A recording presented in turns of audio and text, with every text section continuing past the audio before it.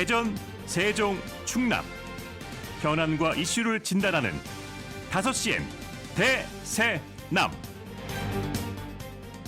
안녕하십니까. 5시엔 대세남 박명원입니다.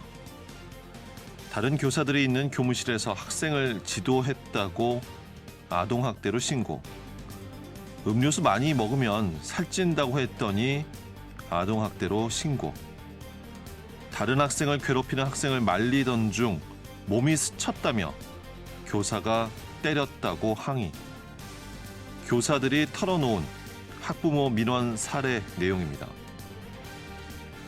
지난 7월 서울 서희초등학교 교사 사망 사건 이후 경기, 제주 그리고 대전의 초등교사까지 안타까운 사망의 배경에는 학부모의 악성 민원이 있었습니다. 그리고 이러한 사례는 지금도 계속 나오고 있는데요.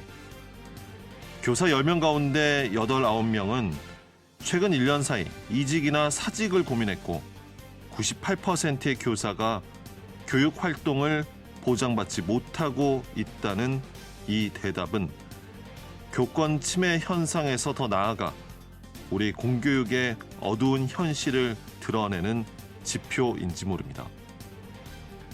교육이 바로 서지 않으면 나라의 미래는 없습니다. 그렇기에 교권 추락을 더 이상 우리 사회가 외면해서는 안 될 것입니다. 교권 확립에 만전을 기하겠다고 너도 나도 앞다퉈 외쳐대지만 그 말 속에 얼마만큼의 진심이 담겨 있는지 또 얼마만큼 지켜질 수 있을지 생각해 보게 되는 요즘인데요. 5시엔 대세남에서는 연휴 특집으로 오늘부터 나흘 동안 올해 들어 지역의 주요 이슈였던 교육, 전세 사기 피해, 노동, 재난 4가지 키워드별로 그동안 진행됐던 집중 인터뷰를 다시 들어보는 시간 마련했습니다. 인터뷰 이후 상황은 어떤지, 앞으로 남아있는 과제는 또 무엇인지 함께 고민해보는 시간이 됐으면 합니다. 여러분의 많은 관심과 청취 부탁드리고요. 오늘 방송은 사전 제작된 녹음 방송입니다. 청취자 여러분께 양해 말씀드리면서 10월 2일 월요일 5시엔 대세남 시작합니다.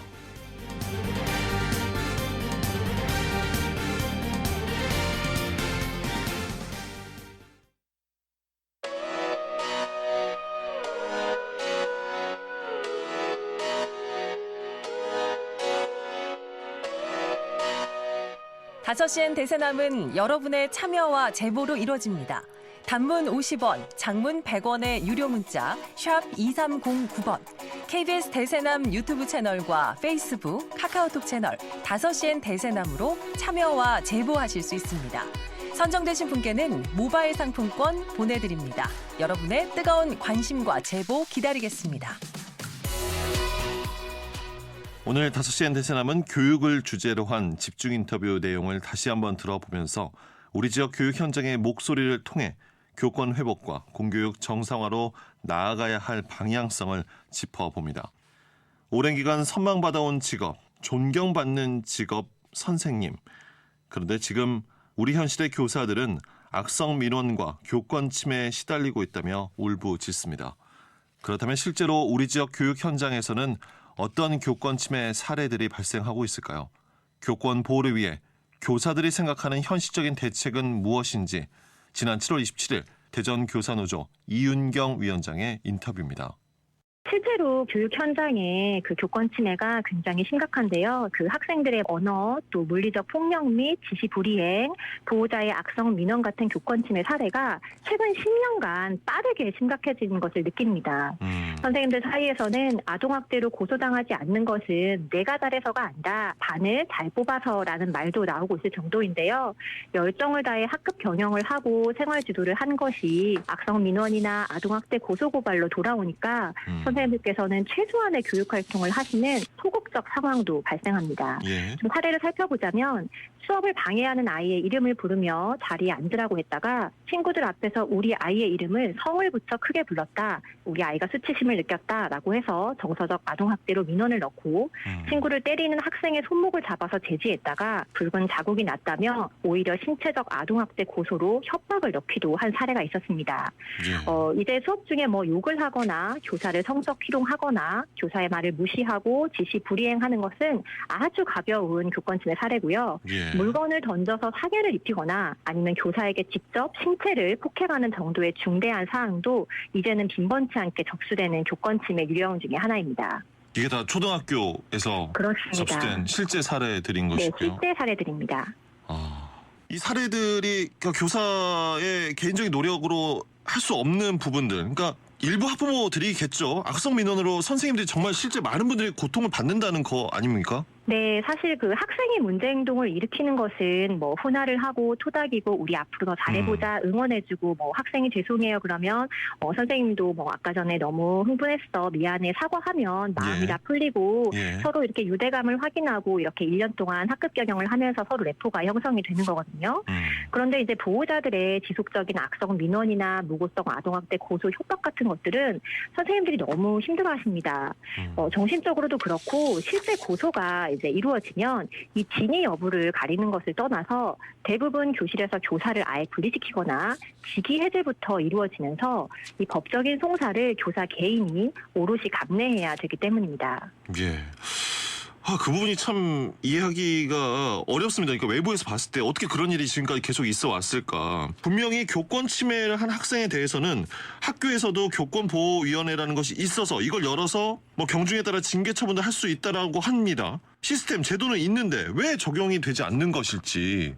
그 교원 안심번호 지원 같은 것은 실제적으로 그 현장에서는 실효성이 크게 없다고 보고 있습니다. 예. 그 교사의 개인 번호를 어떻게든 알아내서 수업 중에도 또는 새벽에도 민원을 넣는 사례가 굉장히 많고요. 예. 실제로 이런 교원의 개인적인 번호뿐만이 아니라 개인 SNS를 찾아내서 사생활 침해, 개인정보 유출 관련 교권 침해도 매년 접수되는 건수가 증가하고 있습니다. 교권보호위원회를 말씀하셨는데요. 교권보호위원회의 개최를 요구하면 관리자 선에서 개최를 무산시키는 경우도 있고 처벌이 솜방망이 처벌인 경우도 있습니다. 또 개최 후에 오히려 학부모가 교사를 역고소하는 사례가 늘어나고 있어서 선생님들께서 교보위를 개최하느니 그냥 개의선에서 사건을 종료시키는 게 더 낫다라고 해서 요구 자체를 하지 않는 경우도 많습니다. 최근에 교육부에서 현장 교사들에게 교권 보호와 관련돼서 의견 수렴하겠다 이러면 지침을 또 내렸다라고 합니다. 근데 이게 일괄적으로 무조건 제출해라 이런 통지가 됐다라고 하는데 이건 맞습니까? 네, 교육부가 지난 24일에 각 시도교육청에 교권보호 회복 방안 관련 제안을 하라고 긴급 공문을 내렸었는데요. 문제는 24일 날 보낸 이 공문을 26일까지 회신을 요구했다는 것입니다. 예. 그래서 교육청에서도 각 학교에 25일 18시까지 그러니까 하루도 안 되는 시간 안에 의견을 내라고 각 학교에 공문을 뿌린 바 있습니다. 예. 저희 대전교사노조에서 알아보니 인근의 세종 충남 지역은 아예 학교로 공문도 하달하지 않고 네. 시간이 너무 촉박하다 보니 교육청 자체 의견만 정리해서 보냈다고 합니다. 이게 정말 현장 교사들의 목소리가 필요해서 의견을 수합하는 건지 아니면 우리는 이렇게 했다라고 너희들의 의견을 수렴했다라고 보여주기식 행정이란 건지 비판을 하지 않을 수 없는 부분입니다. 어떤 대책이 마련이 돼야겠습니까? 네, 선생님들 선에서는 왜 이것을 학생 인권 조례의 문제와 결부짓는지 조금 의아합니다. 학생 인권이야 당연히 존중받아야 되는 것이고요. 학생 인권과 교사의 인권을 반비례의 관계로 보면서 교사의 인권이 올라가면 학생 인권이 내려가고 학생 인권 조례가 개정되면 교사의 권익이 올라가고 절대 그렇지는 않거든요. 예. 이것은 아동학대 처벌법이라든지 학폭법 개정으로 교사의 정당한 생활지도가 법적으로 보호받을 수 있도록 해야겠고요. 또 학교의 민원 창구가 교사 개인이 아닌 오피스를 통해 민원을 접수하는 외국 사례처럼 중간 거름 장치가 반드시 필요하다고 저희들은 요구하는 바입니다.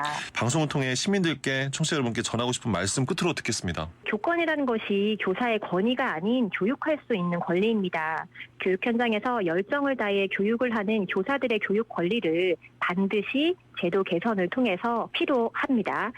이번 사건으로 부디 사회적 논의가 잘 이루어져서 선량한 모든 학생들이 교육받을 권리가 잘 보장되었으면 좋겠다는 입장입니다.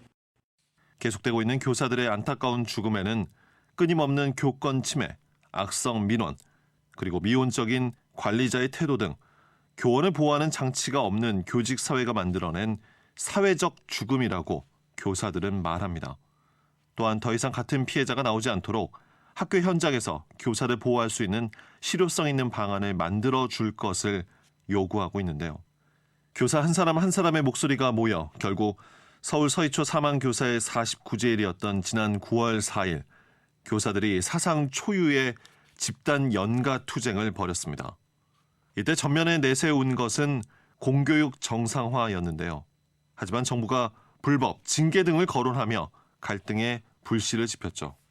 그럼에도 불구하고 꿋꿋하게 교사들의 행동을 지지했던 곳이 있었으니 바로 세종시 교육당국이었습니다. 최교진 세종시 교육감은 교사들과 함께 하겠다며 우회 파업을 지지했었는데요. 9월 4일 그날 인터뷰입니다. 공교육 멈춤의 날에 대해서 교육감님께서는 일찍부터 이제 교사들을 지지한다라는 입장을 나타내셨어요. 서희초 선생님의 죽음을 보면서 마치 자기 자신의 죽음을 보았다고까지 하시는 선생님들의 외침에 귀를 기울여야 하고 우리는 존중해야 한다고 생각합니다. 또한 아이들을 제대로 사랑하고 지키면서 가르치겠다는 다짐에 기꺼이 우리 모두가 응답해야 한다고 말씀드리고 싶어요. 교육부는 수업 일인데 교사가 연가를 내거나 특별한 사정 없이 또 학교가 재량 휴업일을 지정하는 건 불법 행위다. 심지어 각 교육청에 오늘 병가나 연가를 사용하는 교사들 또 재량 휴업을 계획 중인 학교를 뭐 매일 파악해달라. 기존에도 이제 보고해라 이런 공문까지도 보내라고 했다는데 맞습니까? 네, 사실 교육부가 지금 선생님들의 거의 그 절규에 가까운 목소리를 불법의 잣대로 재단하는 접근이 매우 저는 우려스럽습니다. 네. 교육의 문제를 교육 밖의 문제로 만들어가는 접근이나 또 이런 중요한 문제를 시도 교육감들과 전혀 사전 협의 없이 교육부에서 독단적으로 발표하는 이런 모습은 과거의 그 교육부 중심주의에서 벗어나지 않는 안타까운 태도라고 생각하고요. 실제로 초중등교육법 시행령 47조 2항에 보면 학교장이 급박한 사정이 발생할 때 임시휴업을 할 수 있습니다. 네. 또 학교장이 학부모들의 의견을 수렴하고 학교 운영위원회 심의를 거쳐 시행한다면 이건 적법하다고 볼 수 있습니다. 급박한 사정에 관한 판단도 이것이 교육부 장관이 하시는 것이 아니고 학교의 장이 할 수밖에 없는 것이거든요. 그래서 교육부가 교육계의 편가르기에 힘을 쓴다는 오해를 받기보다는 학교 현장의 의견이 반영된 교권 보호 대책이 하루빨리 실현돼서 더욱 희망차고 행복한 학교가 될 수 있도록 노력하는 데 오히려 힘을 쏟으셔야 된다. 그 교육부의 대응, 불법의 잣대로 지금의 사안을 어떻게 보면 프레임화하고 있다. 그러니까 학생의 학습권 대 교사의 파업권에 마치 충돌처럼도 보이고 있고요. 학생의 학습 의무하고 동시에 교사의 복종 의무만을 좀 강조하는 듯한 교육부의 모습이거든요. 네, 실제로 오늘 임시 휴업을 결의했다고 해도 이 임시 휴업을 해서 교육이 학생들에게 조금 더 피해가 없는 것이 법적으로 정해져 있는 교육과정 수행해야 될 일수를 하루 미루는 거거든요. 예를 들면 인근 학교에서 그 수능 시험을 치르게 되기 때문에 수능 시험 보는 날 재량 휴업을 늘 해왔던 곳에서 그러면 오늘 재량 휴업을 하고 그날을 그냥 등교 수업을 하자 이런 식으로 대체하는 거거든요. 이게 실질적으로 학생들의 학습권을 눈꼽만큼도 침해하지 않습니다. 오늘 이제 많은 선생님들이 재량 휴업을 하지 않은 학교에서 이제 병가를 내거나 연가를 내시거나 혹은 다른 사정으로 이제 학교를 안 나오셔서 절반 가까이 선생님들이 안 나오신 학교도 있거든요. 그럴 경우에는 오히려 무리하게 함으로써 오늘 실제로 교육과정에 파행이 어쩔 수 없이 생기게 된 것이니까. 교육부가 징계를 계속해서 이야기를 했습니다. 그러니까 교원, 교사뿐 아니라 그 학교의 교장 그리고 각 시도 교육청까지 교사들의 행동에 지지를 보낸 그 교육감이 있는 교육청의 경우에는 강도 높은 감사가 있을 것이다. 이런 얘기도 돌고 있고요. 네. 지금까지 이제 교육부가 그 전에 그 질의응답 자료를 배포했는데 보면 이제 학교장이 임시 휴업을 강행할 때 교사가 연가 병가 사용할 때 집회에 참석하면 국가공무원법과 형법에 따라서 교장 선생님과 교사들을 최대 파면 해임까지 징계 또는 형사 고발까지 가능하다. 또 시도교육청이 교육부 징계 요구에 불응하면 교육청에 대해서 감사도 불사하겠다 이런 입장을 하셨어요. 그런데 예. 참 옳지 않고 적절한 절차를 거친 개별 학교의 그 임시 휴업에 대해서 적법하고 불법의 소지가 전혀 발견할 수 없다는 것을 말씀드립니다. 그래서 예. 저는 교육부가 혹시 교육감을 고발한다고 하더라도 네. 당당하게 대응하고 예. 우리 선생님들과 예. 우리 교장 선생님들을 보호하기 위한 최선의 노력을 다하려고 하고 있습니다. 예. 교육감님께서는 지금 우리 교육 현장의 실태, 이게 고민도 참 많으실 텐데 어디부터 무엇이 잘못된 걸까요? 사실 그동안 곰고 선생님들이 참으면서 견뎌왔던 것이 그냥 터지게 된 계기가 이제 서희초 선생님의 희생일 것이고 이 추모하는 가운데서 이 터져나와서 선생님들이 정말 어쩔 수 없어요라고 마지막 이 호소하시지 하는 가운데서도 계속 동료 교사들이 돌아가신 일이 발생했지 않습니까? 선생님들께서 그동안 정말 교실 안에서 어떻게든지 내가 교육적으로 해결해야지 하고 노력해 오셨는데 이제는 이게 도저히 선생님들이 혼자 감당할 수 있는 상황을 넘어서서 선생님들의 안전을 말할 것도 없고 학생들의 학습권까지 위협하는 상황이 됐다는 얘기겠지요. 그 이유를 저는 교육활동 보호에 대한 인식이 부족하고 또 학교 안에서 학부모와 교사 간에 혹은 학생과 이게 서로 믿지 못하는 학교의 문화 이런 것도 중요한 요인이 아닐까 싶어요. 그래서 선생님들을 존중하는 것은 바로 우리 아이의 교육권을 지키는 일이고 내 아이를 뛰어넘어서 우리 아이들 모두의 내일을 지키는 일이라고 보기 때문에 그렇습니다. 네. 세종시 교육청이 교원활동 보호 종합대책도 발표를 했습니다. 앞으로 좀 우리 교육이 어떻게 달라졌으면 좋겠다라는 내용 끝으로 말씀 전해 주신다면요. 우선 교원 치유센터로 소극적이었던 걸 교육활동 보호센터로 바꾸어서 적극적으로 활동하겠다는 거고요. 선생님들의 안전 보호를 위해서 교원 안심 콜을 운영하기도 하고 현장에서 선생님들을 직접 도울 수 있는 학교 변호사 제도를 올 8월부터 지금 새롭게 10명 모셔가지고 운영을 하기 시작했고요. 또 이것이 응급조처가 아니라 제대로 된 서로 상호 존중하는 신뢰받는 학교 문화 조성이 참 필요하다고 생각해서 관계 중심의 생활교육을 4년째 계속 강화해 나가고 있고 무엇보다도 그 이번 기회에 교육 주체들이 직접 참여해서 교육활동 보호를 위한 실질적인 조례를 만들자. 그래서 교원단체뿐만 아니라 학부모단체, 일반 시민단체까지 모셔서 12개 단체가 교육활동 보호 조례 제정을 위한 여러 차례 토론을 하고 지금 성안이 거의 다 되어서 또 의회도 적극적으로 해서 이게 교육청에서 주도해서 그냥 생색내기가 아니라 실제 선생님들의 도움이 필요한 그 내용을 담은 교육활동 보호 조례를 만들고 이걸 함께 실행하는 운동을 지속적으로 해나가려고 하고 있습니다. 여기서 끝이 아닙니다. 지난 9월 4일 공교육 멈춤의 날, 공교육 정상화의 날을 맞아 세종시에서는 8개 학교가 재량 휴업을 실시했는데요. 이 가운데 세종시 소담초등학교에서는 학부모가 직접 학교로 서신을 보내 재량 휴업일 지정을 요구하는가 하면 학부모들이 나서 교사들과 함께 하겠다며 지지하는 현수막을 설치해 화제가 됐습니다. 이어서 9월 5일 세종시 소담초 손진영 학부모 회장과 인터뷰 진행했습니다. 소담초등학교는 재량 휴업일 지정이 됐습니다. 실제 어제 맞습니다. 하루 소담초 어떻게 운영이 됐습니까? 재량 휴업일 지정으로 징계 처리 관련해서 너무나도 혼란스러웠었는데요. 교장 선생님께서 학교장으로서 역할을 다해주시고 협조해주신 또 학부모님들께 진심을 담긴 감사 입장문을 남겨주셨어요. 그리고 또 하나 아이들 학교 와야 되는 돌봄 아이들을 위해서 긴급 돌봄을 운영해서 무리 없이 보낼 수 있었습니다. 가정통신문을 통해서 학부모들의 의견을 재량휴업일 하자 말자 먼저 이렇게 학교 측에서 물어왔던 겁니까? 학부모들에게요? 네, 가정통신문을 운영해서 찬성 반대표를 받았어요. 그리고 나서 찬성이 저희가 83% 이상이 나와서 내가 운영위원회를 진행하고 거기에서 이제 심의를 통과하게 된 거죠. 그렇군요. 네네. 이렇게 소담초등학교가 재량 휴업일로 지정을 하고 큰 문제 없이 어제를 보낼 수 있었던 것은 학교의 구성원이 학부모들의 이해와 또 지지가 있었기 때문일 겁니다. 학부모들께서 이렇게 좀 적극적으로 지지하고 나서신 특별한 이유가 있었을까요?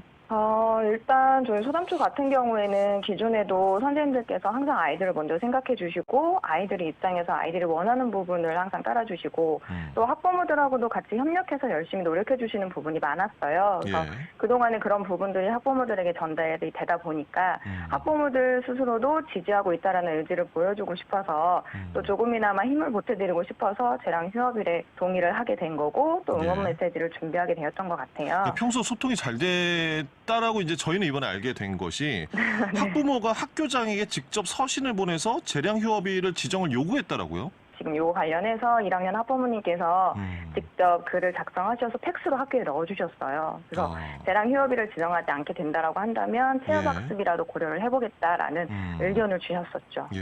학부모들끼리 이 소통은 그런데 요즘 같은 시대에 좀 어려운 거 아닙니까? 네, 맞아요. 대부분의 학교들이 그렇게 진행도 하고 있지만 저희 같은 경우에는 이제 각 학급별, 각 반별로 대표 한 분을 선정해서 그분들이 소통이 역할을 대신 해주고 계세요. 그래서 소통이요? 저희 네네네. 그 반 대표라고 옛날에는 많이 했는데 저희가 예. 그 부분이 너무 부담스러우실 것 같아서 이름을 예쁘게 바꾸자라고 해서 소통이로 변경을 했고요.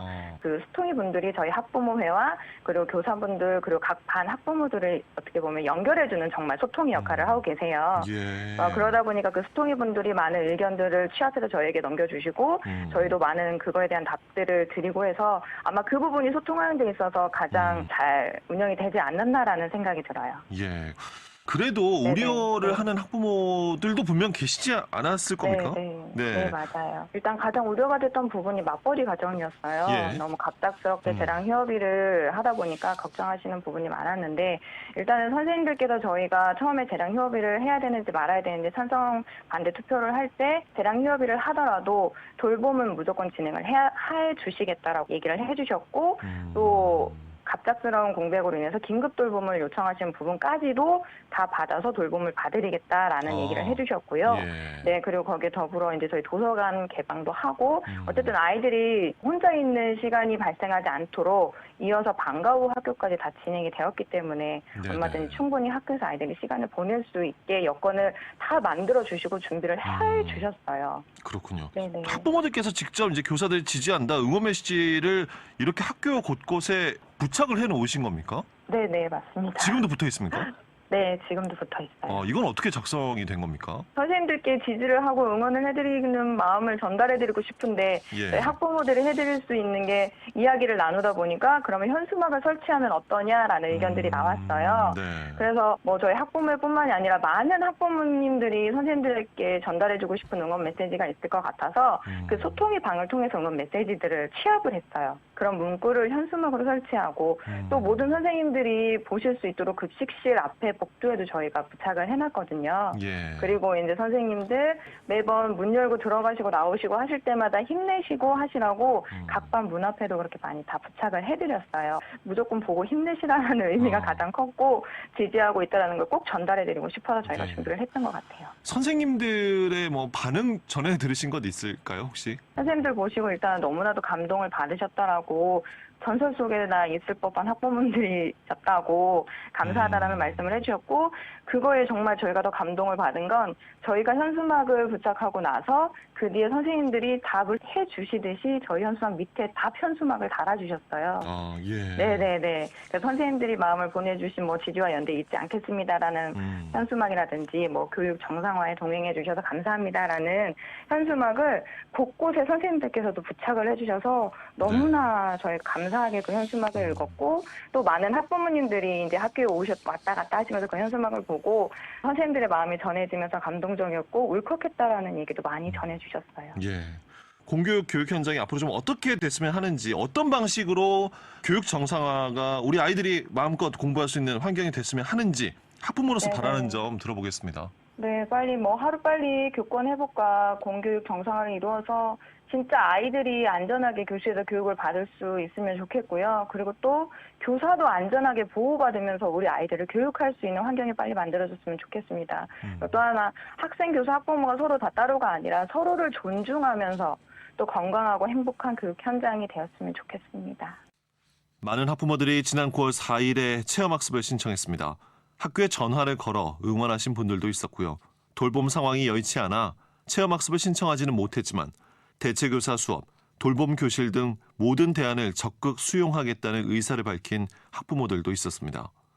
세종 지역의 사례처럼 교사와 학부모가 공감하고 이해하며 함께 손잡고 나가는 모습에서 훈훈함이 느껴졌습니다. 횡단보도에 신호등과 정지선이 있어야 보행자가 안전하게 길을 건널 수 있듯이 학교에도 모두가 안전하게 교육하고 받을 수 있는 시스템이 필요합니다. 학교 구성원들 간 신뢰를 회복할 수 있는 방안도 분명 필요해 보입니다.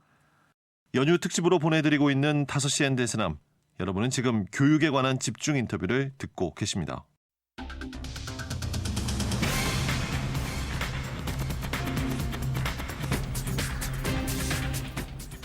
다섯 시엔 지역의 이슈와 현안을 진단합니다. 5시엔 대전, 세종, 충남 지역민의 목소리를 듣습니다. 5시엔 시사라디오, 5시엔 대세남이 있습니다. 오늘부터 4일간 5시엔 대세남에서는 지역을 뜨겁게 달군 4가지 키워드를 주제로 다시 듣는 집중 인터뷰 시간 마련했습니다. 오늘은 그 첫 번째 시간, 교육에 관한 인터뷰 듣고 계십니다. 교권 침해 문제는 10여 년 전에도 이미 많이 제기돼 왔습니다. 사건이 불거질 때마다 각 시도교육청이며 정치권에선 교권 침해를 막기 위한 여러 대책이 제시돼 왔지만 관심에서 멀어지면 공연물이 돼 왔습니다. 교권과 학생 인권은 함께 높여가야 하는 동반적 가치라는 말에는 공감대가 형성돼 왔지만 이를 위한 일은 제대로 해온 걸까요? 이런 가운데 대전교육청이 교사들의 교육 활동을 보호하기 위한 종합 대책을 발표했습니다.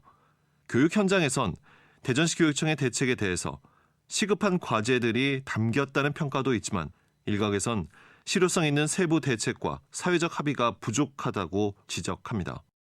대전시 교육청의 교육활동 보호 종합대책에는 어떤 방안들이 포함이 됐는지 지난 9월 27일 대전시 교육청 교육정책과 윤기원 과장과의 인터뷰 다시 들어보겠습니다.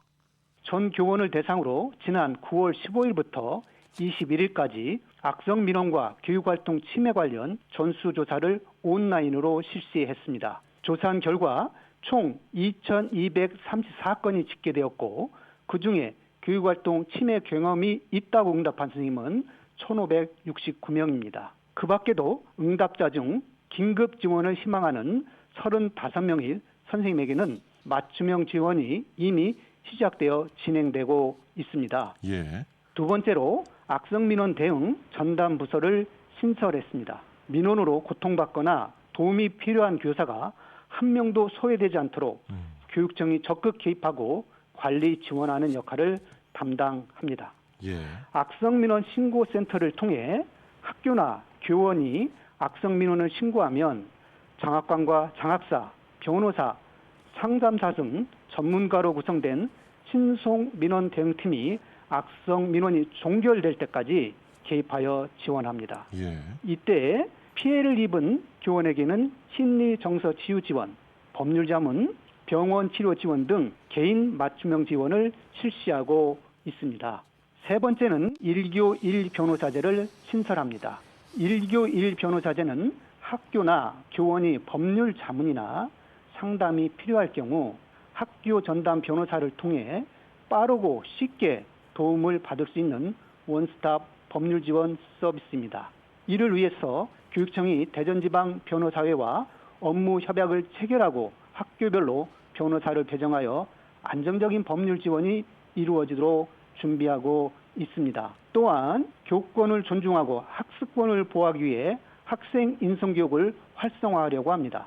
다양하고 내실 있는 인성교육을 추진하고 학습활동 중에 학생과 교사의 상호작용을 강화해서 올바른 인성교육이 이루어지도록 하겠습니다. 그리고 학부모를 대상으로는 교육활동보 관련 연수를 실시하여 교권이 존중되는 안전하고 행복한 학교를 만들어 가고자 합니다. 네네. 과장님, 무엇보다 당장 이 대책들이 제대로 시행이 되려면 인력이나 예산이 마련돼 투입돼야 하지 않겠습니까? 이번 대책들이 구체적인 매뉴얼 없이 일선 학교들 재량에 또 맡기게 된다면 교사들이나 혹은 행정직, 공무직의 업무만 늘어나는 것 아니냐, 이런 우려들도 벌써부터 나오고 있거든요. 네, 대전교육활동보호 종합대책 방안과 관련된 예산은 교육청 예비비와 교육부 특별교부금을 통해 지원하려고 합니다. 예. 조직 구성과 인력 및 구체적인 매뉴얼에 대해서는 교육부와 꾸준한 협의를 통해 개선해 나갈 예정입니다. 교육활동부 강화 방안과 관련된 사업은 대부분 교육청 차원의 사업으로 진행될 예정입니다. 학교장의 책임 부분입니다. 그러니까 학교장이 책임을 지고 학교마다 민원 대응 시스템이 구축이 돼야 한다는 현장의 목소리도 있습니다. 이러다 보니까 대전시 교육청에서 내놓은 안들이 예방보다는 문제 발생 이후에 그 해결에 초점이 맞춰져 있는 거 아니냐 이런 아쉬움의 목소리도 있거든요. 예, 맞습니다. 그러니까 학교장 중심 민원 대응팀이 구축될 것이고 학교에서 해결하기 어려운 민원은 교육지원청에서 맡아서 해결할 것입니다. 예. 학교를 직접적으로 관리하고 지원하는 동서부 교육지원청의 통합민원팀을 구성하였습니다. 네.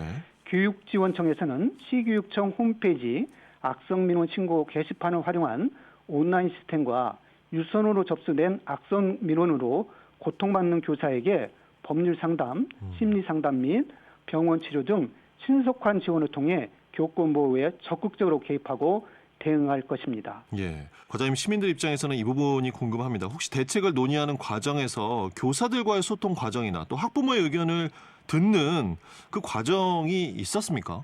물론 우리 교원단체와 현안협의회를 통해 계속 소통하고 있었으며요. 예. 앞으로도 협력하면서 선생님들께서 안정적으로 교육활동에 전념할 수 있는 방안을 다각도로 마련하겠습니다. 그럼 의견을 듣는 과정, 뭐 소통하는 과정이 이후에 뭐 계획이 돼 있는 일정은 있습니까? 뭐 지금까지도 현안협의회는 계속 교원단체와 추진을 해왔습니다. 예. 네, 따라서 언제든 열려 있고 소통은 계속할 예정이 있습니다. 악성 민원에 시달리다 숨진 대전 초등학교 교사와 관련한 후폭풍이 여전히 가시지 않고 있습니다. 숨진 교사에 대한 순직 처리 요구가 이어지는 가운데 전국 교직원 노동조합 대전 지부는 공교육 멈춤의 날이었던 지난달 4일 교사의 연가 사용에 대해 방해를 했다며 설동호 대전시 교육감을 고발했는데요. 지금의 위기를 어떻게 해결해 나갈 것인지 대전시 교육청의 역할이 그 어느 때보다 중요해 보입니다. 인터뷰처럼 계속해서 소통을 이어나갈 것이라는 약속, 대전교육청이 꼭 지켜주길 바랍니다. 이런 가운데 지난달 6일에는 충남 홍성 지역 내 초등학교 교사들이 직접 거리로 나와 시민들에게 커피와 음료를 나눠주는 교권 보호 캠페인을 벌였습니다. 교사들이 나서서 교권 보호 캠페인을 진행했던 이유를 지난 9월 13일 홍성현 초등학교 교사 문민식 선생님과 관련해 인터뷰 진행했습니다. 다른 아이디어도 아니고요. 거리에서 커피 트럭을 선생님들께서 하시게 된 거예요. 처음은 이제 저도 집회도 이제 그 전에 6차 때 8월 26일 날 한번 이제 서울을 다녀왔었거든요. 예. 그러면서 좀 더 과감하게 알려야겠다는 생각을 했었어요. 그래서 이제 한창 게임 쪽에서 많이 활용하는 예. 시위 트럭을 이제 LED로 해서 좀 이렇게 주요 교통 요지에서 이렇게 하려고 했었거든요. 예. 근데 이제 그 비용을 알아보니까 네. 200만 원이 넘는 거예요. 그래서 너무 비싸서 이렇게 비싼 거를 거리에 그 뭐 몇 시간 틀어놓는 게 무슨 이렇게 효과가 있을까 이렇게 고민을 하다 보니까 차라리 좀 더 시민분들과 가까이 다가갈 수 있는 캠페인이 없을까 이렇게 예. 알아보고 네. 처음에는 이제 한 300잔을 준비를 했습니다. 왜냐하면 처음에는 이렇게 모금이 많이 안 됐었거든요. 이게 시간이 많이 계속 지나면서 이제 이렇게 많이 모금이 됐고 처음에는 한 200만 원 정도가량 모였을 때 이제 이 준비를 하게 되는 거였습니다. 아니 300잔도 준비하시고 직접 음료 제조도 하셔야 되는 겁니까 그러면? 그건 도와주신 아니고요. 분이 있습니까? 예, 다행히 요즘에 그 뭐 연예인 같은 경우에 커피 트럭 보내고 막 이런 저도 거 봤죠. 있잖아요. 예. 그런 식으로 이제 업체에 연락을 해서 몇 예. 잔을 이제 계약을 하면 이렇게 우리 지역에 정해진 장소로 이렇게 오게끔 계약을 그래서 했습니다. 음료 제조까지는 그 업체에서 해주시고 네. 이제 시민들께 나눠드리는 거는 선생님들께서 직접 나서신 거군요. 네. 실제 시민들과 만난 그 현장의 분위기, 반응 어떠셨습니까? 날씨가 더워서 실제로 이제 많은 대화를 나누지는 못했어요. 다만 이제 현재 아동복지법 때문에 이제 모든 교사들이 전국에 있는 모든 교사들이 어렵다고 이제 말씀을 드렸고 예. 그런 상황을 같이 공감을 해주시고 그리고 이제 덥다 보니까 이제 자세한 설명을 드리면 더 어려우시잖아요. 그러니까 예. 이제 음료급의 현 상황에 대한 이제 2분짜리 동영상을 볼 수 있는 유튜브 동영상을 볼 수 있는 QR 코드를 이제 붙여서 꼭 동영상을 봐달라고 말씀을 드렸어요. 그래야 이 더우니까 이제 예. 좀 컵도 이제 들고 가시니까 그 자리에서 보시기 이제 시간 불편하시니까. 나시면, 예. 그렇게 해서 좀 우리의 현재 상황 문제가 이제 심각하다라는 걸 거리로 나와서 커피와 차를 드리면서 이제 절실하다는 걸 보여주고 싶었습니다. 이 트럭 캠페인 뭐 또 계획하십니까? 아니면 뭐 다른 아이디어도 가지고 계십니까? 일단은 트럭 캠페인은 예산 문제 때문에 비용이 많이 아무래도 드니까요. 예. 비용이 많이 들어서 1차로는 끝냈고요. 예. 지금 아무래도 국회와 이제 현재 지역의 그런 시민들 또는 학교의 분위기들을 보고 있기 때문에 이게 뭐 차후에 뭐 또 할 수도 있을 것 같습니다. 최근 대전의 한 학교에서 또 안타까운 일이 있었습니다. 오랜 시간 민원에 시달린 교사의 죽음에 동료의 입장에서 충격이 크실 텐데요. 어떠십니까? 현재 저뿐만 아니라 모든 교사들은 남일이 아니라고 생각을 합니다. 이제 학부모의 악성 민원은 저도 그랬고 누구나 한 번씩은 최소한 겪었던 일이고요. 그리고 지금도 겪는 분들도 주변에 계시고 그래서 이런 소식이 들릴 때마다 정말 너무 슬픕니다. 예. 그래서 문제는 저출산으로 자녀의 숫자가 적어지다 보니까 부모들이 자기 아이만 바라봐 주길 원하는 경향이 있어요. 특히 학급에서 여러 가지 뭐 상황, 문제 상황이나 부모님과 통화를 해보면 정말 그런 경향이 많으시거든요. 저도 이제 19년 차다 보니까 예. 처음 학교에 나왔을 때랑도 많이 달라졌어요. 네네. 예. 그래서 물론 이런 상황에서도 교사들은 최대한 아이들에게 잘 교육하기에 노력합니다. 네, 하지만 현실적으로는 한 반의 학생 수가 너무 많고요. 그다음에 그 외에도 교육뿐만 아니라 기타 교육 행정적인 일도 많기 때문에 아이들을 하나하나 봐주기는 현실적으로 어렵습니다. 그다음에 이제 학부모들의 요즘에 학력 수준이 워낙 높아진 고학력 시대다 보니까 예. 이 교사들의 이제 교다에서 공부하는 4년과 이제 현장 경험을 바탕으로 한 전문성조차 이제 인정하지 않는 부분들이 많으셔서 심지어 뭐 뉴스에도 여러 번 나왔잖아요. 뭐 자기는 카이스트 나왔다. 뭐 이런 식으로 예. 거짓말까지 해가면서 막상 민원과 갑질을 했다는 그런 기사도 나왔었는데 이런 상황에서 이제 교사와 학부모 간의 신뢰관계가 더 만들기 어려워진 것 같습니다. 19년 차 선생님의 심경을 이렇게 들을 수가 있었고 정부에서도 여러 대책들이 나오고 있습니다. 뭐 교사에 대한 학생의 폭력 등 교권 침해 행위를 생활기록부에 기재하도록 하겠다. 아니면 교육청에 아동학대 사례 판단위원회 같은 것을 설치하는 방안 등등 선생님께서는 현재 나오고 있는 정부의 대책을 어떻게 평가하십니까? 저뿐만 아니라 이제 많은 선생님들은 교권 침해 행위를 이제 생활기록부에 기재하는 방안은 별 효과가 없다고 다 보고 있습니다. 왜냐하면 이미 학교폭력 사항이 생활기록부에 기재하도록 그렇게 해서 뭐가 줄어들었어야 되는데 오히려 학교폭력은 더 늘었고 오히려 학교와 교사가 소송을 당하는 그런 법적인 책임을 묻는 이런 일들이 오히려 더 많아졌기 때문에 예. 그거와 비슷한 사례인 이렇게 생활기록부에 기재하는 방안은 효과가 없다라고. 오히려 고소 고발만 난무할 수도 있다 이런 얘기군요. 그렇죠. 예. 왜냐하면 이게 생기부에 적히는 거니까 예. 이게 제대로 된 거냐라는 또 다른 시비가 될 수 있는 부분이 학교폭력 문제도 서로 누가 가해자냐 뭐가 더 심했다 뭐 이거를 판별하는 건데 교권 보호 침해를 얼마나 했느냐 뭐 이런 거에 대해서도 당연히 법적으로 문제가 될 거고요. 아동학대 신고에 따라서 법적 문제랑 소송 문제를 이제 혼자 감당을 하게 됩니다. 그러다 보니까 특히 이제 다른 직업과 다르게 교사는 아이들 앞에서 약간 도적적이고 모범적인 존재여야 되잖아요. 예. 아이들 앞에 서기에 이제 자존감이 매우 중요한데 아동학대로 이제 신고를 받는 순간 이제 그 자존감도 무너지고 예. 아이들에게도 얼굴을 들기 어려운 자기는 아무 잘못이 없어도 일단 신고가 들어갔다는 건 뭐 모르는 사람이 보면 무슨 문제가 있으니까 그렇죠. 신고가 정상적 됐겠구나. 교육 활동 자체가 이제 어려워지는 것이겠죠. 예, 그렇게 이제 되는 거다 보니까 이게 나중에 무혐의가 나더라도 이 애들 앞에 서는 거에 대해서 상당히 힘들어집니다. 그리고 심지어 이제 아동학대 신고 중에 99%가 선생님들의 무혐의 판정을 받는데 신고를 당한 선생님들은 대부분 공황장애나 우울증으로 오히려 제대로 교직 생활을 하지 못하는 경우가 많습니다. 예. 얼마나 감당하기 어려운 일들이겠습니까? 상상만 해도 그런데요. 교권보, 공교육 정상화를 위해서 현실적으로 어떤 대책들이 필요하고 우선돼야 한다고 생각하시는지 선생님 끝으로 말씀 듣겠습니다. 가장 우선돼야 할 것은 지금 아동복지법 개정입니다.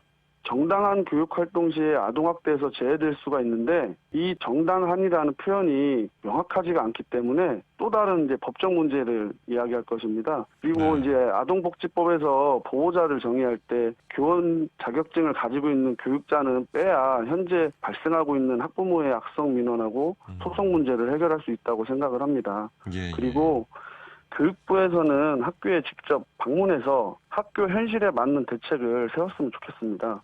실질적으로 예산이나 인력 확보도 없고 예를 들어서 문제 있는 학생은 분리 조치하도록 공문을 예, 내려주면 학교에서 알아서 그렇죠. 학교 또 사정에 학교에서. 맞게 해라. 그러다 보니까 지금 현재 국회와 교육부에서 추진하는 이런 대책들이 조금 많이 답답한 편이에요.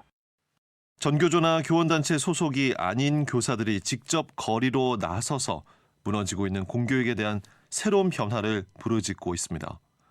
이건 아니지 않는가라는 교사들의 마음속 깊은 울림이 더 이상 묵과돼서는 안 될 것입니다.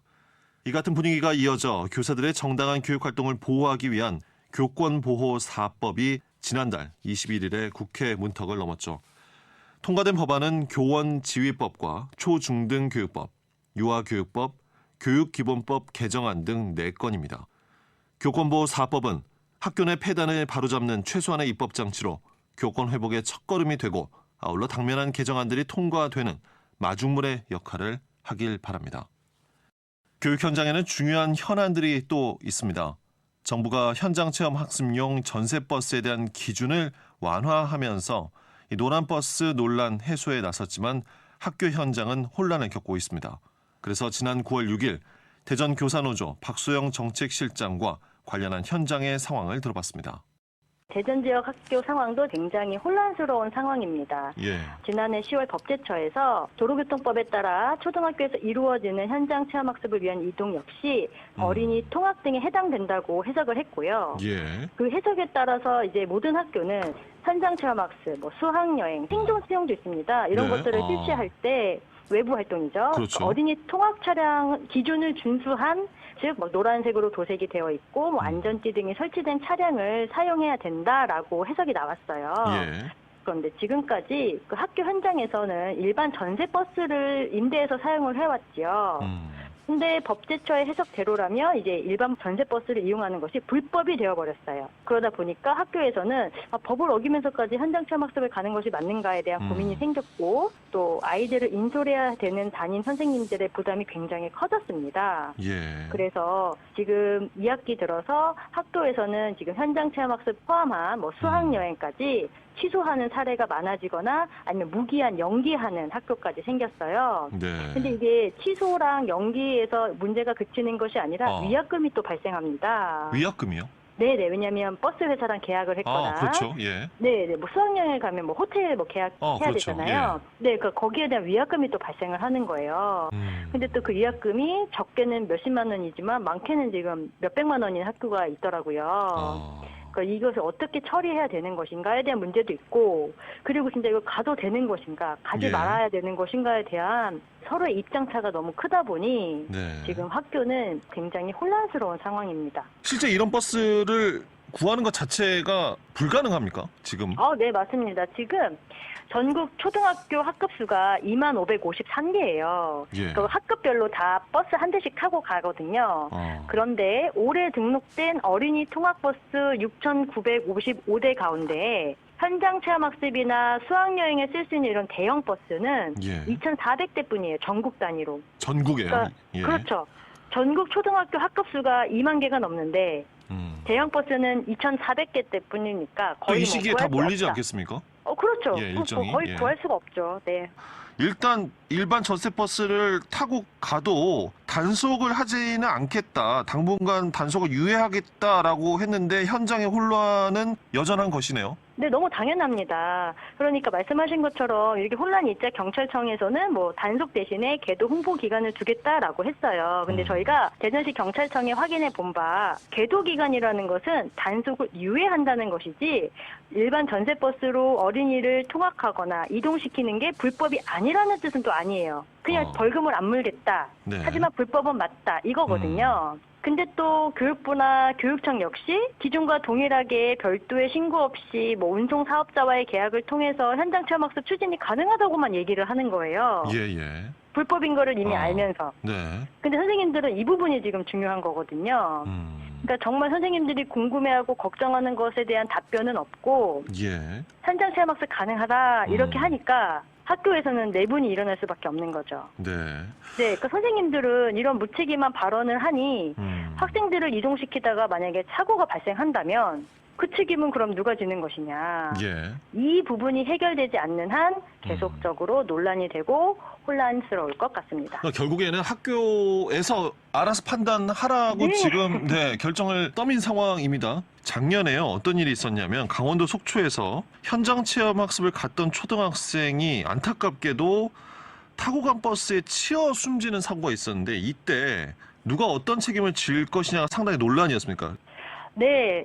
먼저 그 어린이 통학버스를 운영하는 운영자, 그러니까 학교장은 어린이 통학버스 자격 요건을 확인할 주의 의무가 있고 또 신고 의무가 있어요. 예. 그런데도 불구하고 지금 어린이 통학버스 운영자가 그 학교장이 그렇지 않은 자격 요건을 갖추지 못한 버스임을 명확하게 인지하였음에도 그 초등교사로 하여금 보호자로 동승하게 하는 것은 학교장의 도로교통법 위반 행위에 방조할 것을 지시하는 것이다 라고 이제 해석이 되었고 예. 그렇기 때문에 교사는 이렇게 위법한 직무상 지시나 명령에 따라야 할 의무가 없다라고 지금 법률 자문은 구해놨습니다.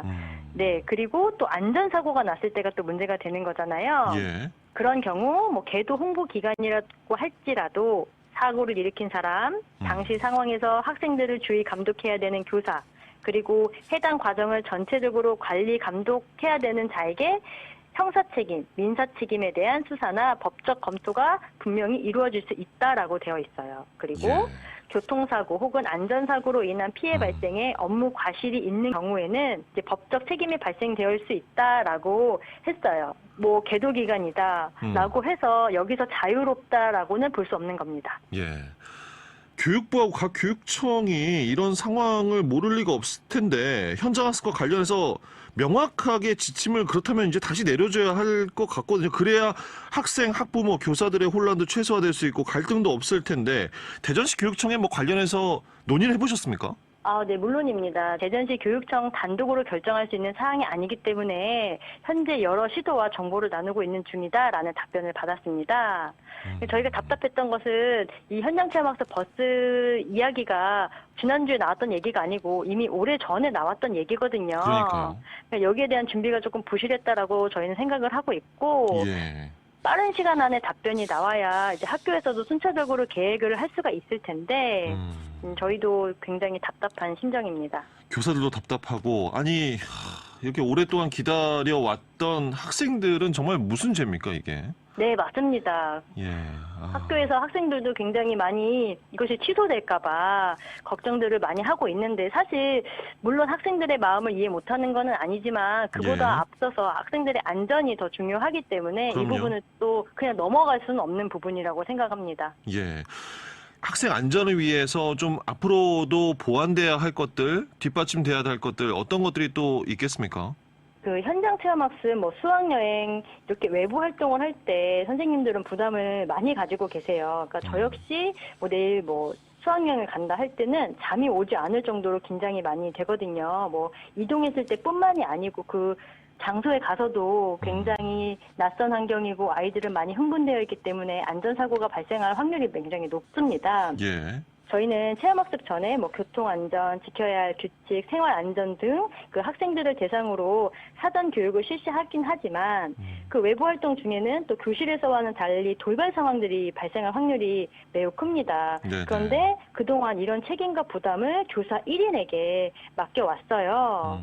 이 부분은 굉장히 불합리하다라고 생각이 들고요.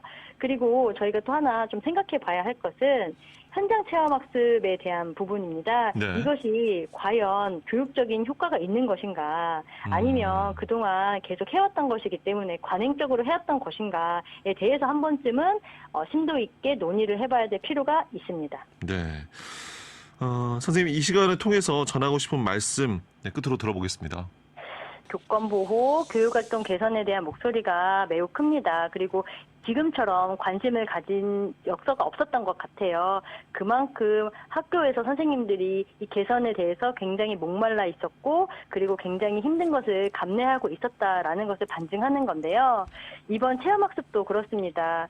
이 역시 선생님들이 많은 부담과 책임을 짊어지고 이루어졌던 부분입니다. 네. 그런데 지금 일반 버스를 이용하는 것이 불법이라고 명령이 되었지 않습니까? 그런데 이렇게 된 이상 불법까지 강요하면서 현장 체험 학습을 밀어붙일 이유는 없다고 생각합니다. 이것 또한 저희는 교권 침해라고 생각을 하고 있고요. 그리고 학교 현장을 줄이고 또 선생님의 부담을 덜면서 또 학생 안전을 담보하는 그런 방안이 좀 나오기를 기대하고 있습니다. 일부 학교에서는 버스 대절 취소로 인한 위약금을 교사들에게 부담하도록 해 논란을 키우고 있는데요. 이에 국토부는 현장 체험학습용 전세버스에 대한 어린이 통학버스 기준을 완화한 자동차 규칙 개정에 나섰고요. 지난달 22일부터 시행되고 있습니다. 이번 규칙 개정을 통해 현장 체험학습을 위해 일시적으로 이용되는 어린이 운송용 대형 승합 자동차에는 황색 도색, 정지 표시 장치 등 4개 기준 적용을 제외한 것입니다.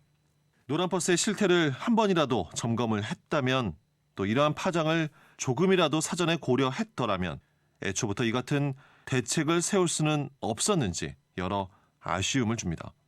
현장과 동떨어진 정책이나 입법은 늘 혼란만을 불러오죠.